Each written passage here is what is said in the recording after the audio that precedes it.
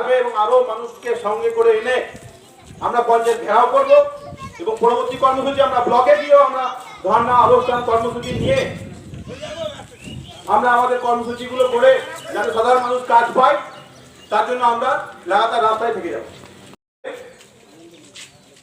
Block কমিটির সভাপতি comrade আনন্দ মিত্র, আজকে আপনারা যে ডেপুটেশন জমা দিয়েছেন প্রধান সাহেব কি বলেছেন? প্রধান সাহেব ছিলেন না, ওনার শরীর খারাপ।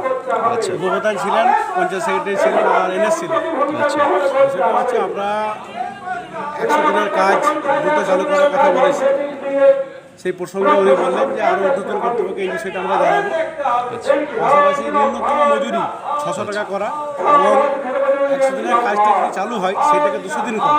আচ্ছা, আচ্ছা, আমরা একটি লক্ষ্য করে দেখছি যে যারা বিরোধী, যারা মেম্বার যারা জিতে জনপ্রতিনিধি, তারা উপযুক্ত মর্যাদা পাচ্ছে না, সেই বিষয়টা আমরা তুলে ধরেছি।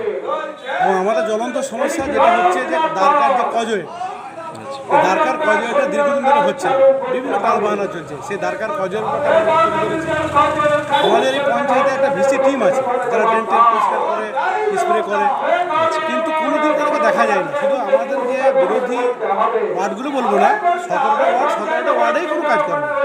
সেটা যাতে কাজ হয় সে বিষয়ে আমরা বলেছি।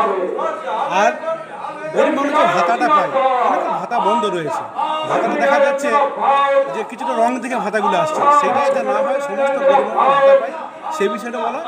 আর পঞ্চায়েতে যে দুর্নীতি হচ্ছে সে দুর্নীতি যাতে না হয় তার জন্য প্রতি 3 মাস অন্তর একটা হিসাবের কথা কিন্তু আমরা বলেছি। এই সমস্ত বিষয় নিয়ে আলোচনা হয়। ওনারা একটা সতর্ক উত্তর দিয়েছে যে আমরা উদ্যোগ কর্তৃপক্ষকে জানাবো এবং যাতে এই সমস্যার সুরাহা হয় তার ব্যবস্থা করবো।